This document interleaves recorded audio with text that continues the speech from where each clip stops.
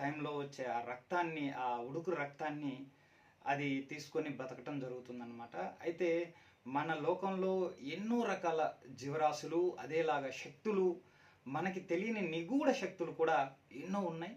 ఈ నిగూఢ శక్తుల్లో ఈ రక్త కాటేరి, తర్వాత కొన్ని ఇవి ఉన్నాయన్నమాట. ఇవి ఊరి మీద పడ్డప్పుడు అమానుషంగా ప్రజలు చనిపోవటం జరుగుతుంది. ఇది 9 ప్రాణాలను తీస్తుందన్నమాట. ఒక ఊరిలో ఒకసారి అది దాడి చేస్తే 9 ప్రాణాలతోటి అది వీలైనంత వరకు 9 ప్రాణాలు తీసుకోవటానికే ప్రయత్నిస్తుంది.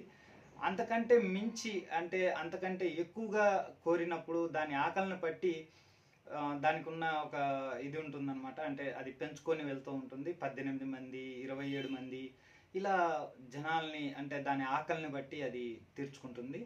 ఇక్కడ రక్తానికి సంబంధించిన వ్యాధి వచ్చి చనిపోవటం జరుగుతుందన్నమాట. లేదు అంటే